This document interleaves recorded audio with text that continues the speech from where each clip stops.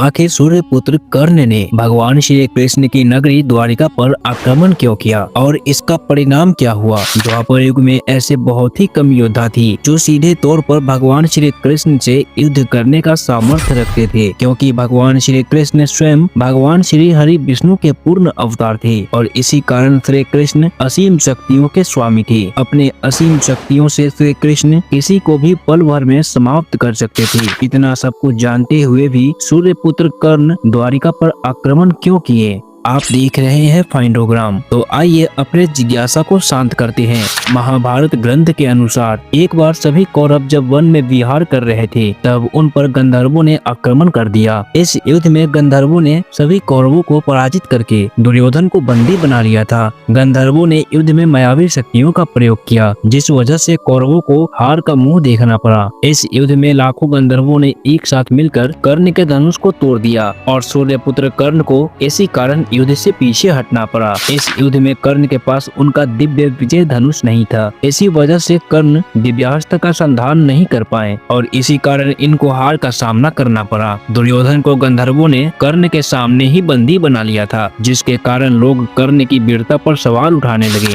तब अपने खोए हुए सम्मान को पुनः हासिल करने के लिए कर्ण ने दिग्विजय करने का निर्णय लिया और अपने विशाल सेना के साथ कर्ण दिग्विजय यात्रा पर निकल गए। सर्वप्रथम उन्होंने पांचाल पर आक्रमण किया। जैसे ही पांचाल नरेश द्रुपद को यह संदेश मिला कि पांचाल पर कर्ण ने आक्रमण किया है, तब द्रुपद भी अपनी सेना सहित युद्ध क्षेत्र में पहुंचे। इसके बाद कर्ण और द्रुपद के बीच एक भयंकर युद्ध हुआ, लेकिन इस युद्ध में कर्ण ने द्रुपद को पराजित कर दिया और पांचाल को हस्तिनापुर के अधीन कर दिया। महाभारत काल में भगदत्त नामक एक राजा हुआ करते थे जो प्रयाग ज्योतिषपुर के राजा थे। इनके पिता का नाम नरकासुर था। श्री कृष्ण ने नरकासुर को मारकर भगदत्त को सिंहासन पर बैठाया था। वैसे तो भगदत्त एक बुजुर्ग योद्धा थी, इसके बावजूद भी वे इतने शक्तिशाली थे कि किसी के लिए भी इनको पराजित करना लगभग नामुमकिन था। नरकासुर के पास भगवान विष्णु का वैष्णवास्त्र था, जिसे उसने अपने पुत्र भगदत्त को दिया था। किसी भी अस्त्र शस्त्र से इसे रोका नहीं जा सकता था। महाभारत युद्ध में जब अश्वत्थामा ने पांडवों पर इस अस्त्र का प्रयोग किया था, तब सेना सहित सभी पांडव अपने हथियार डालने पर विवश हो गए थे, लेकिन कर्ण ने अपने दिग्विजय के समय महापराक्रमी भगदत्त को भी पराजित कर दिया था। इसके बाद कर्ण ने मगध और चेदी जैसे शक्तिशाली राज्यों को भी अपने अधीन कर लिया और इसी प्रकार कर्ण ने सभी दिशाओं में दिग्विजय यात्रा की और संपूर्ण विश्व के सभी देशों एवं राज्यों को हस्तिनापुर के अधीन कर दिया।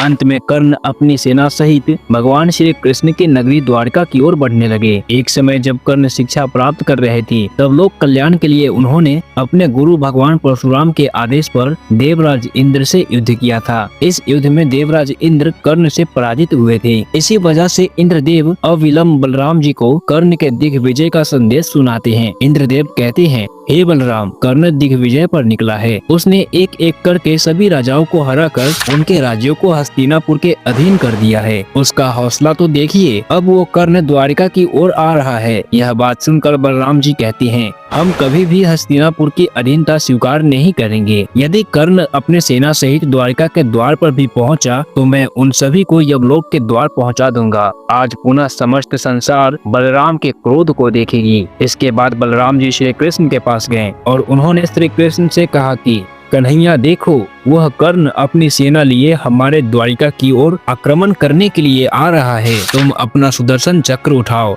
संसार आज पुनः यादवों के बल को देखेगी। आज कर्ण और उसकी समस्त सेना को यमलोक भेज दूंगा। बलराम जी को क्रोधित देखकर श्री कृष्ण उन्हें शांत होने के लिए कहते हैं, दाऊ, पहले आप शांत हो जाइए। हमें कर्ण की मनसा को जाने बिना युद्ध नहीं करना चाहिए। जहाँ तक मैं कर्ण को जानता हूँ, वह सभी योद्धाओं से काफी अलग है। वह पराक्रमी होने के साथ ही अत्यंत विनम्र भी है। युद्ध से पूर्व हमें कर्ण से बात जरूर करना चाहिए। श्री कृष्ण के इतना कहने के बाद भी बलराम जी शांत नहीं हुए और वे श्री कृष्ण और पूरी यादव सेना सहित द्वारिका के मुख्य द्वार पर आ गए और कुछ ही समय बाद कर्ण भी अपनी विशाल सेना के साथ द्वारिका पहुंच गए। भगवान श्री कृष्ण और बलराम जी को अपने समक्ष देखकर सर्वप्रथम कर्ण ने हाथ जोड़कर उन्हें प्रणाम किया, लेकिन इसके बावजूद भी बलराम जी का क्रोध शांत नहीं हुआ और उन्होंने हल उठाकर कर्ण को युद्ध की चुनौती दी। तब कर्ण ने अपने धनुष पर 2 बाण चढ़ाए। युद्ध भूमि में कर्ण और बलराम जैसे 2 अत्यंत शक्तिशाली और पराक्रमी योद्धा को समक्ष देखकर वहां उपस्थित सभी योद्धा अत्यंत चिंतित हो गए। उसके बाद कर्ण ने श्री कृष्ण और बलराम जी पर 2 बाण चला दिए। देखते ही देखते वो दोनों बाण सुगंधित पुष्पों की माला में बदल गए और श्री कृष्ण और बलराम जी के गले में जा गिरा। कर्ण की ऐसी विनम्रता को देखकर बलराम जी भी अचंभित रह गए और उनका क्रोध भी शांत हो गया।